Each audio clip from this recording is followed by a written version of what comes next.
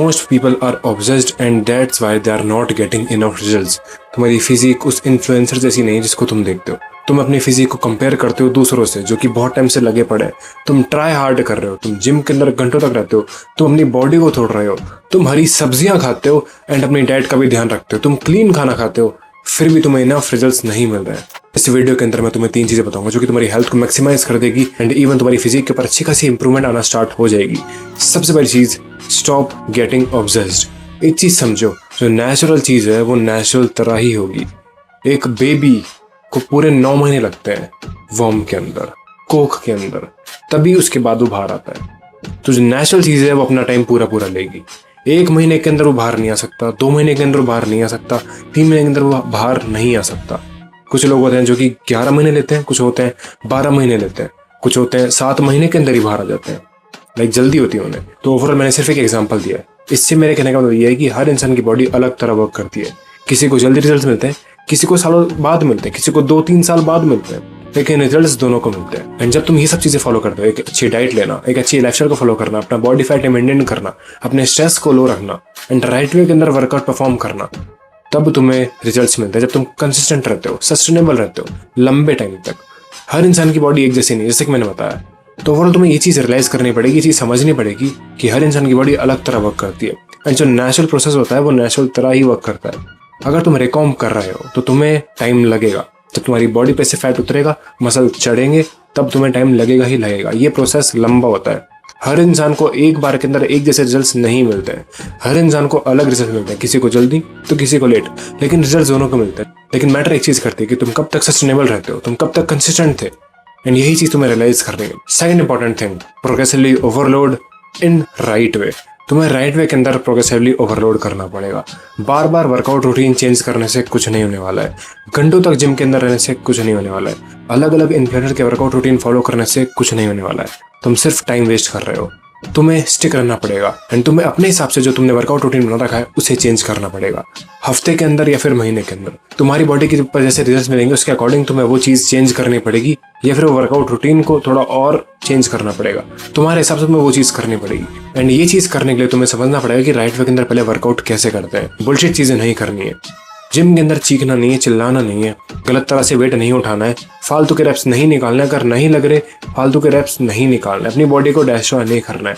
सिर्फ उतना वेट लो जितना तुम कंट्रोल कर सकते हो। यहाँ पर मैं वॉल्यूम की बात कर रहा हूँ, एट द सेम टाइम मैं प्रोग्रेसिवली ओवरलोड की बात कर रहा हूँ। राइट वे के अंदर तुम्हें इंटेंस वर्कआउट करना है, लेकिन उतना ही वेट लेकर जितना तुम कंट्रोल कर सकते हो। तुम्हें ज्यादा वेट नहीं लेना है। एंड ध्यान रहे, जब भी तुम लेग्स करो, जब तुम ज्यादा वेट लो, तो ध्यान रहे कि तुम लेग्स के अंदर उतना ही वेट लो जितना तुम कंट्रोल कर सकते हो। ज्यादा पुश करने का ट्राई मत करना, क्योंकि इंजरी के चांसेस हो सकते हैं अगर हो गई तो।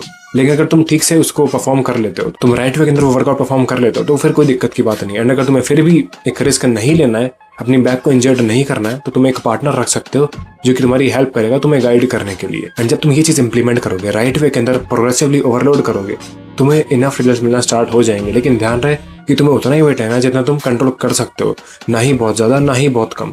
मैक्सिमम 10 से 12 रेप निकालने का ट्राई करना है। एंड जो बचे कुछ 3-4 रेप्स होंगे वहां तुम अपना मैक्स आउट देना है। एंड तुम्हारी बॉडी वो चीज खुद ही स्लो कर देगी। जो रेप्स तुम पहले लगा रहे थे स्टार्टिंग में, वो अपने आप स्लो होना स्टार्ट हो जाएंगे।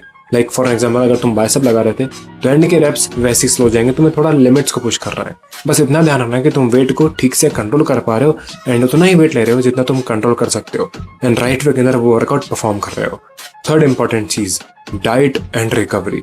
अब देखो, मैक्रोस के ऊपर दुनिया फोकस करती है, प्रोटीन, कैलोरीज, कार्ब्स। तुम्हें प्रोटीन के साथ साथ फोकस करना है मैक्रोन्यूट्रिएंट्स के ऊपर, क्योंकि वो बहुत ज्यादा मैटर करते हैं तुम्हारी बॉडी के अंदर, हार्मोन्स के लिए, तुम्हारे टेस्टोस्टेरोन के लिए। क्योंकि अगर तुम्हारा टेस्टोस्टेरोन ही कम होगा, तुम्हारी बॉडी उतने अच्छे रिजल्ट्स नहीं दे पाएगी, तुम्हारे मसल्स बिल्ड नहीं होंगे एंड तुम्हें रिकवरी के अंदर भी दिक्कत आएगी, क्योंकि तुम्हारे हार्मोन्स इम्बैलेंस होंगे। तुम रात को क्वालिटी स्लीप नहीं ले पाओगे, एंड अगर तुम्हें क्वालिटी स्लीप नहीं मिलेगी तो तुम ठीक से रिकवर नहीं हो पाओगे। एंड अगर तुम रिकवर नहीं हो पाओगे, तुम्हारी बॉडी ठीक से रिकवर नहीं होगी, तुम्हारा ब्रेन ठीक से फंक्शन नहीं करेगा, तुम जिम के अंदर मैक्स परफॉर्मेंस नहीं दे पाओगे, तुम घर के अंदर वो वर्कआउट रूटीन फॉलो नहीं कर पाओगे, तुम ठीक से परफॉर्म नहीं कर पाओगे। एंड जो भी तुम डाइट ले रहे थे, जो भी तुम वर्कआउट कर रहे थे, वो ठीक से तुम्हारी बॉडी के ऊपर लगेगी नहीं, क्योंकि तुम ठीक से रिकवर हुए नहीं, तुम ठीक से क्वालिटी स्लीप लिए ही नहीं, तुम्हारी स्लीप साइकिल ही खराब है। क्योंकि बहुत लोगों की सर्कैडियन रिदम खराब होती है, वो रात को 3 बजे सोते हैं, कभी 7 बजे, कभी 9 बजे, कभी 10 बजे, या फिर इससे भी लेट, एंड उठते हैं एंड अपनी स्लीप को और खराब कर लेते हैं। उनकी बॉडी को पता ही नहीं होता कि कब रात हो रही है, कब सुबह हो रही है, कब जगना है, कब क्या करना है। बहुत लोगों का रूटीन फिक्स नहीं होता है, इस वजह से भी उन्हें रिजल्ट्स नहीं मिलते हैं। वो कभी रात को खाना खाते हैं लेट, कभी शाम को खा लेते हैं, कभी जिम जाते हैं रात को, कभी सुबह जाते हैं, कभी शाम को जाते हैं। तुम्हें थोड़े बहुत चेंजेस करने पड़ेंगे अपनी डाइट के ऊपर एंड रिकवरी के ऊपर, क्योंकि वो बहुत मैटर करते हैं कि तुम कब वर्कआउट कर रहे हो, तुम कब डाइट ले रहे हो एंड तुम कब स्लीप लेते हो। ओवरऑल मेरे कहने का मतलब यही है कि तुम्हें बेसिक्स के ऊपर स्टिक रहना है, कंसिस्टेंट रहना है, सस्टेनेबल रहना है, तभी तुम्हें इनफ रिजल्ट्स मिलेंगे। अगर तुम जिम के अंदर राइट वे के अंदर वर्कआउट कर रहे हो एंड तुम ठीक से रिकवर नहीं हो पा रहे हो, स्लीप नहीं ले पा रहे हो एंड अपनी डाइट को ठीक से कंज्यूम नहीं कर रहे हो, इनफ रिजल्ट्स नहीं मिलेंगे। अगर तुम डाइट अच्छी ले रहे हो, तुम वर्कआउट ठीक से नहीं कर रहे हो या फिर रिकवर ठीक से नहीं हो रहे हो, तुम्हें रिजल्ट्स नहीं मिलेंगे। अगर तुम वर्कआउट अच्छा कर रहे हो, तुम डाइट अच्छी ले रहे हो, लेकिन अगर तुम रिकवर नहीं हो पा रहे हो, तुम्हें रिजल्ट्स नहीं मिलेंगे। अगर तुम अच्छी नींद ले रहे हो, उसके बाद तुम अच्छी डाइट नहीं ले रहे हो, तुम्हें रिजल्ट्स नहीं मिलेंगे। तुम्हें ये चीज़ें बिल्कुल भी कॉम्प्लिकेटेड बनाने की जरूरत नहीं है कि मैं किसी इन्फ्लुएंसर को देखूंगा, मैं उसकी डाइट खाऊंगा, मैं वो वर्कआउट रूटीन फॉलो करूंगा। कुछ नहीं करना है, सिर्फ बेसिक्स के ऊपर स्टिक रहो। एक अच्छी क्वालिटी स्लीप, अच्छी डाइट एंड अच्छा वर्कआउट। अपना बॉडी फैट मेंटेन करना भी तुम्हें ध्यान रखना है, क्योंकि कार्डियो भी बहुत जरूरी होता है हमारे हार्ट के लिए एंड डाइजेशन के लिए एंड मेंटल हेल्थ के लिए, एंड उससे बॉडी फैट मेंटेन भी रहता है। तो तुम्हें वो चीज़ कभी फोकस करना है। मैं भागने की बात नहीं कर रहा हूँ, मैं स्टेप्स की बात कर रहा हूँ कि तुम 10 to 12,000 स्टेप्स पूरे कर सकते हो एंड ये इनफ है, ये बहुत हार्ड भी होने वाले। तो ओवरऑल तुम्हें बेसिक के ऊपर स्टिक रहना है, तुम्हें चीज़ें कॉम्प्लिकेटेड नहीं बनानी है, हर एक चीज़ से ऑब्सेस्ड मत हो, सिर्फ स्टिक रहो एंड तुम्हें इनफ रिजल्ट मिलना स्टार्ट हो जाएंगे। ध्यान रहे, रिकॉम का जो प्रोसेस होता है वो थोड़ा स्लो होता है एंड ये तुम्हें इंप्रूवमेंट देगा, जरूर देगा, लेकिन तुम्हें इसके ऊपर स्टिक रहना पड़ेगा, कंसिस्टेंट रहना पड़ेगा। ये समय मांगता है एंड तुम्हें वो चीज़ देनी पड़ेगी। जो चीज़ नेचुरल तरह बनेगी वो नेचुरल तरह ही बनेगी। शॉर्टकट ढूंढने से अपनी बॉडी को तुम डिस्ट्रॉय करोगे, फालतू की चीज़ अपनी बॉडी के अंदर डालने से तुम डिस्ट्रॉय ही होगे। तो ओवरऑल तुम्हें बेसिक्स के ऊपर स्टिक रहना है, सस्टेनेबल रहना है एंड तुम्हें इनफ रिजल्ट मिलना स्टार्ट हो जाएंगे। एंड के अंदर एक चीज़ मैटर करती है कि तुम कब तक स्टिक रहते हो, कब तक सस्टेनेबल रहते हो, कब तक कंसिस्टेंट रहते हो एंड तुम राइट वे के अंदर वो सारी चीज़ इंप्लीमेंट करते हो। इट्स ऑल अबाउट कि तुम राइट वे के अंदर सही चीज़ करते हो। सो यार that's it for the video. इतना था इस वीडियो के लिए। I hope this video helped and अगर तुम मेरी वीडियो से कुछ वजह सीखने को मिला, अपनी लाइफ के अंदर जरूर इंप्लीमेंट करना। एंड अगर तुम्हें मेरा कंटेंट अच्छा लगा तो मेरे और वीडियो चेकआउट कर सकते हो। I will be seeing you in the next video. तब तक के लिए स्टे हार्ड, पीस आउट।